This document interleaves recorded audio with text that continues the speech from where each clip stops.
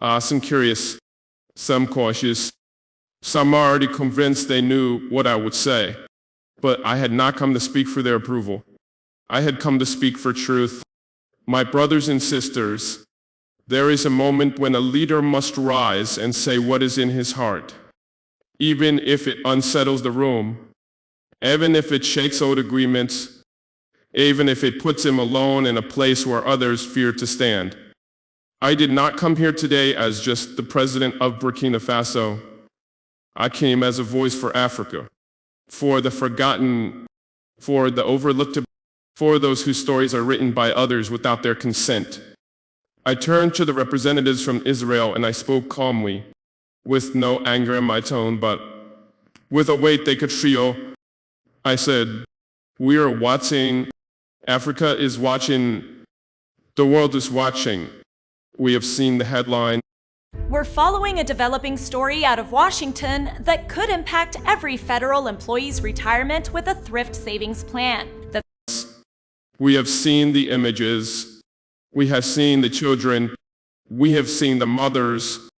We have seen the land divided. We have seen the homes broken.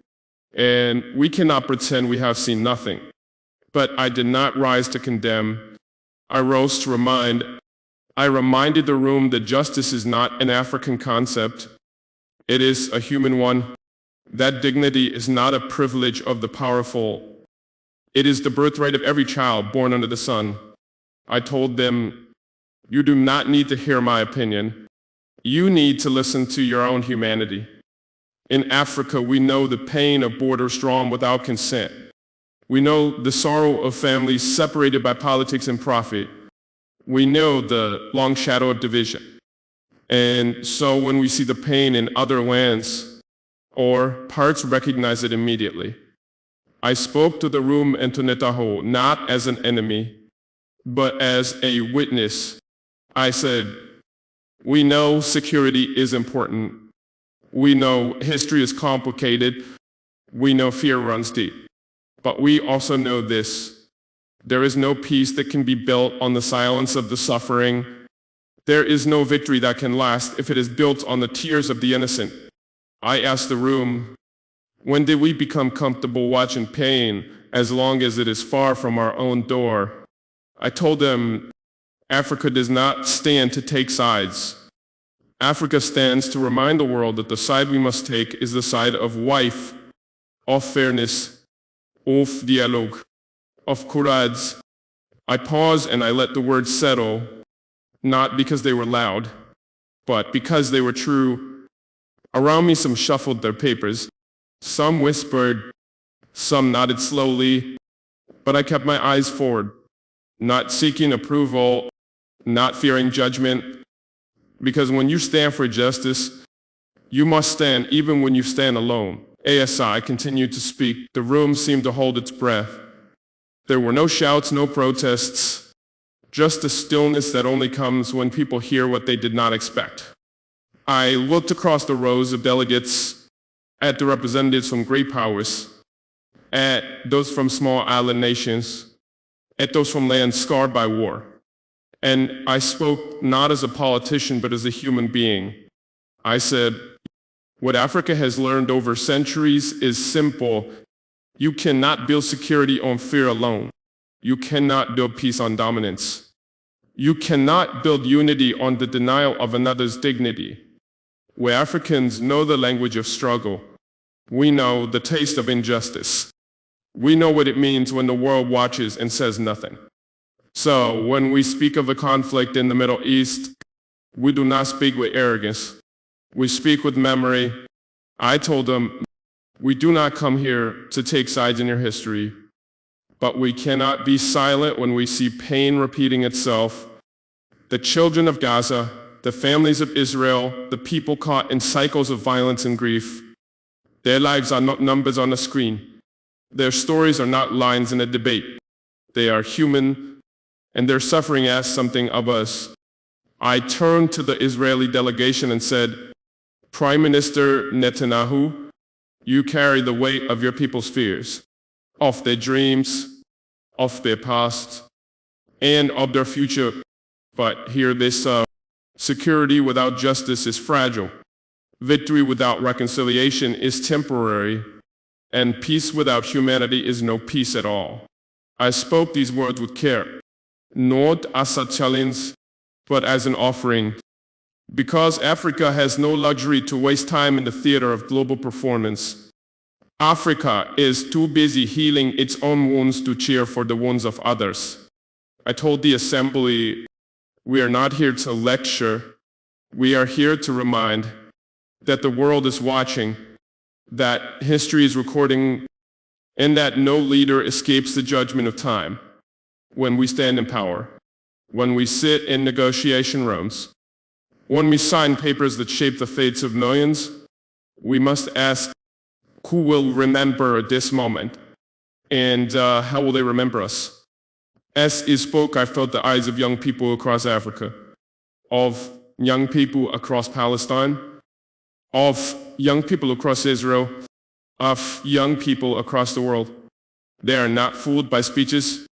They are not distracted by ceremonies. They are looking for something real. And real leadership is the willingness to say, enough. Once launched, this dental appliance received an explosive response and quickly became enough of cycles that harm generation after generation. Enough of solutions that leave too many behind. Enough of strategies that forget the human cost. I stood there not to accuse, but to invite. To invite every leader in the room to remember that we are custodians of lives, not just of policies. That is the power and the burden we all share. As I let my words settle in the room, I noticed something. Some faces softened, some stiffened, some looked away, but all were listening. I reminded them, Africa has no monopoly on pain, no monopoly on struggle, no monopoly on hope. We know what it means to carry scars, both seen and unseen. We know what it means to walk into tomorrow carrying the burdens of yesterday. But we also know what it means to rise again and again when the world has already counted you out. This is why we stand here, not to point fingers, but to extend a hand to Israel, to Palestine, to every nation caught in conflict. I said, Africa offers not perfect wisdom but hard-earned lessons. We have learned that peace is not the absence of tension, but the presence of justice. We have learned that healing begins when listening replaces shouting. We have learned that no one wins when everyone loses. I turn my gaze to the unfloor, a place designed for dialogue, a place that has too often become a theater for speeches without solutions. And I spoke clearly. If we do not rise above politics, if we do not rise above profit, if we do not rise above pride, we will continue to watch lives shattered. We will continue to meet in halls like this one. And we will continue to fail the people who trusted us to do better. Leadership is not only about strength, it is about restraint. It is not only about victory, it is about vision. To Prime Minister Netanyahu, I offered not condemnation but challenge. The challenge to remember that history will remember not only what you defended, but what you built, not only who you protected, but who you embraced it. And to every leader in that room, I offered the same challenge. What kind of world are we leaving behind? What kind of example are we setting? What kind of peace are we willing to fight for? Because peace is not weakness. Peace is courage. Peace is the decision to risk the comforts of the present for the possibilities of the future. As I ended my words, I felt no anger, only hope. Hope that even in a world divided by borders and beliefs, there are still voices that can rise above the noise. Hope that Africa's voice matters, not because we are perfect, but because we understand what it means to survive and to hope. And hope is the most powerful force we still have. As he left the podium, I walked slowly through the quiet hum of the assembly hall. Some offered brief nods. Some avoided my eyes. Some whispered to one another in languages I could not hear.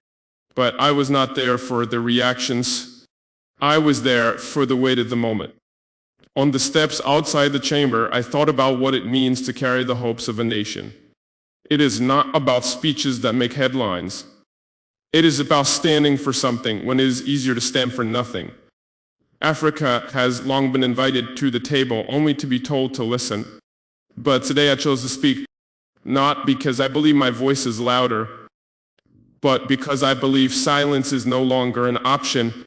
We live in a world where the pain of one region ripples across the globe, where the suffering of one people diminishes us all. I do not stand here to tell Israel what to do or to pretend that the answers are simple.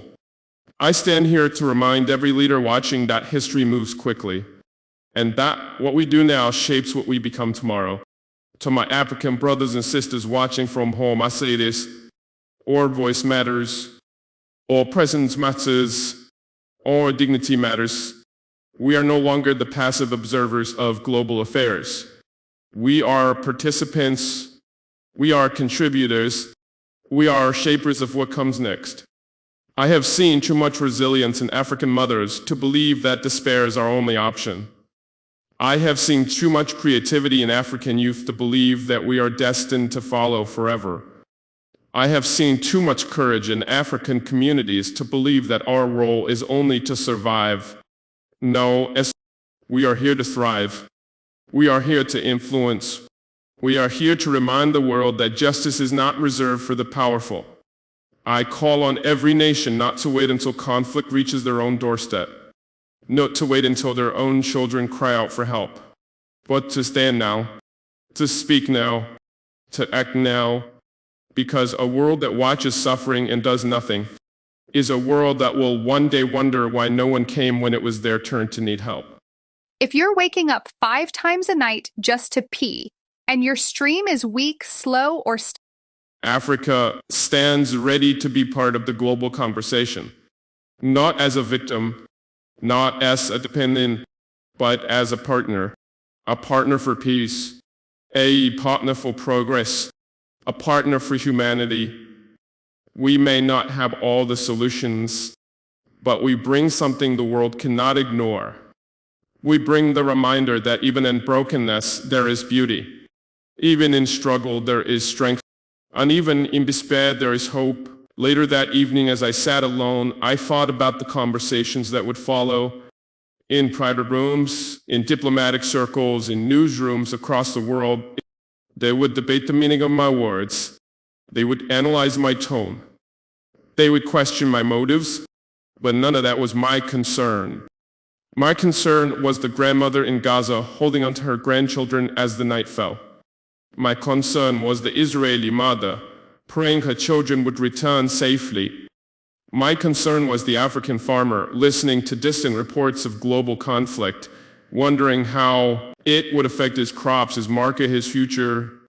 Leadership is not only about what is said in formal halls, it is about what is felt in the homes of ordinary people. I remembered the faces of those I have met across Africa, the miner working deep in the earth, the nurse tending to the sick without enough supplies, the student walking miles to reach a classroom. These are the faces that remind me why we speak at all. It is not for applause. It is not for legacy. It is for responsibility. We carry not only the hopes of our people, but the example we set for others. What kind of leaders will we be? Will we be leaders who only defend our borders? Or will we be leaders who defend the dignity of humanity? Will we be leaders who trade only in resources? Or leaders who trade in wisdom, compassion, and vision? I believe Africa has something precious to offer the world. Not just minerals or markets, but the lessons learned from struggle, the strength born from survival, the creativity forged in limitation. Africa has long been underestimated, but what they forget is that resilience cannot be measured in numbers, and dignity cannot be bought or sold. When I spoke at the UN, I spoke not as a perfect man, not as a flawless president, but as someone who knows the power of standing, even when your voice shakes, There will always be those who tell us to stay quiet, who tell us it is not our place, tell us to let the powerful handle the affairs of the world, but we will not sit back. We will raise our voices. We will offer our perspective. We will remind the world that peace belongs to everyone or it belongs to no one. The world is waiting for leadership that is brave enough to tell the truth. And Africa is ready to be part of that truth. In the days after the speech, I received messages from across the continent. Some were words of pride from young Africans saying they felt seen. Others were words of caution from colleagues reminding me of the delicate nature of international diplomacy. But in my heart I felt calm, because I knew that what was spoken needed to be said, not to create division, but to call for reflection. There are moments in the life of a nation, moments in the life of a leader, when you must rise above calculation and speak from conviction. I did not stand at the UN to attack Israel, nor to defend Palestine blindly.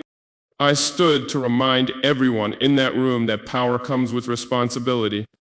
That history remembers not only what you build, but also what you break.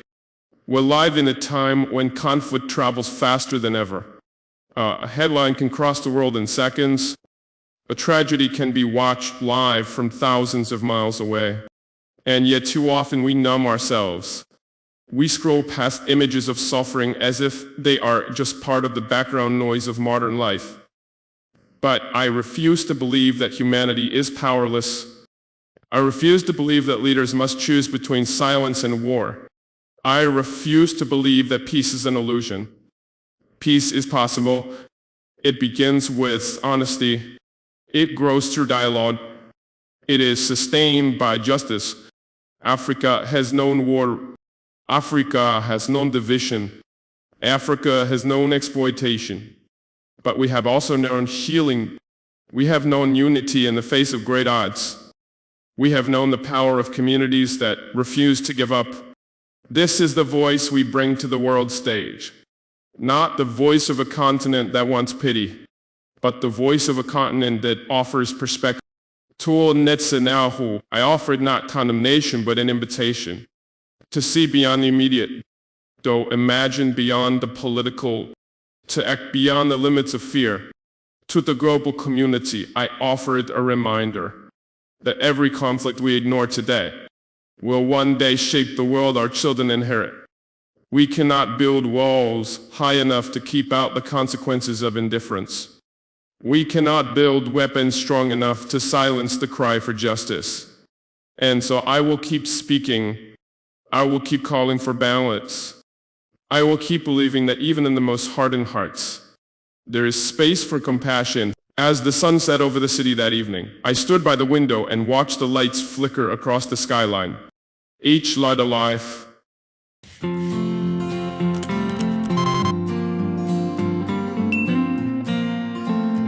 Each life a world of dreams, worries, and hopes.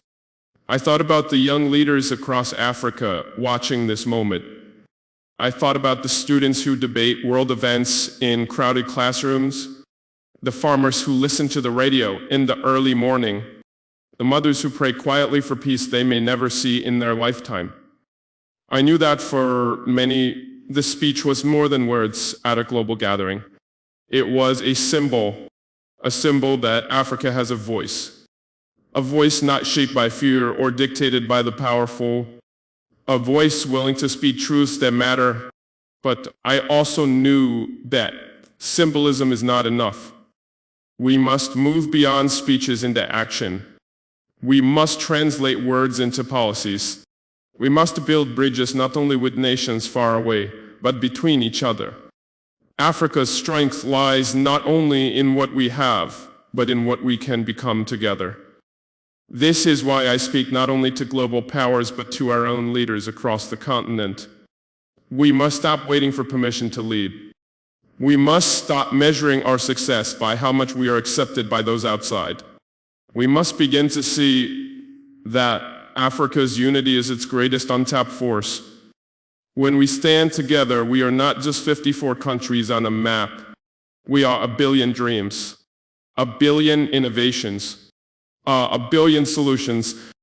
We have the capacity to set an example not only for conflict resolution, but for how nations large and small can coexist with respect. We must remember that peace is not a favor from the strong to the weak. It is a right, a shared responsibility, a shared achievement. I refuse to believe that humanity is destined to repeat the same mistakes. I refuse to accept that the next generation must inherit the same conflicts. There is a better way, but it requires courage. The kind of courage that listens before reacting, the kind of courage that admits when something is broken, the kind of courage that dares to repair it. As I ended that long day, I felt the weight of what was ahead, but I also felt the quiet fire of purpose, a purpose that will not fade with headlines, a purpose rooted in the belief that no matter how long the road, every step toward justice is a step worth taking. In the quiet moments after the speech, I reflected on the reactions that would follow. There would be praise, there would be criticism, there would be headlines that twist words and debates that miss the deeper point. But none of that mattered to me as much as the conversations happening far from the cameras. The father at his dinner table telling his children that someone spoke for peace today. The young activist gathering with friends saying maybe their voices do matter. The community leader in a small village reminding neighbors that their struggles are seen on the world stage. This is the real reason I speak, not for the halls of power, but for the hearts of the people. Africa's been told for too long to stay in the background, to let larger nations shape the future, to accept that influence belongs only to the powerful. But I believe influence belongs to those who carry responsibility. And Africa carries responsibility to its people, responsibility to its neighbors, responsibility to its history and its future. We cannot demand justice for ourselves and deny it to others. We cannot ask the world to respect us while ignoring the suffering of others. We cannot build a future of dignity while standing silent in the face of injustice. This is why I spoke to the UN with clarity and care, because I know the world is listening. And I know the world often underestimates what Africa can offer. We offer not only natural resources, but moral resources, the ability to remember, the ability to forgive, the ability to rebuild from ruins. To Prime Minister Netanyahu, my message was simple. And history will not remember the size of your army, but the depth of your humanity. It will not remember the length of your borders, but the breadth of your compassion. And to the world, history will not remember how long we debated, but how boldly we acted when it mattered most. I carry the voices of millions when I stand at that podium. I carry their hopes, their frustrations, their dreams, and I will keep carrying them because the task of a leader is not only to serve in times of ease, but to stand in times of challenge. Africa is ready to stand, not with arrogance, but with purpose. Liberals say they're tolerant until they see this coin. Starting this month, the 1776 MAGA research. Not with division, but with unity. Not with noise, but with truth. As the days passed after the speech, I listened carefully to the voices coming from home and beyond. Some were proud, some were doubtful, some wondered if words can really change anything. And I understand those doubts, because Africa has heard many speeches. Africa has seen many promises. Africa has waited many years for change that seemed always delayed. But I remind myself and I remind my people, change begins not when the world approves, but when we ourselves decide to act differently. The speech I gave was not magic. It was not a solution. It was an invitation to global leaders to see beyond their own fears, an invitation to African nations to raise their expectations, an invitation to ordinary citizens to believe that their voices matter. We must stop asking only what the world can do for Africa. We must ask what Africa can offer the world.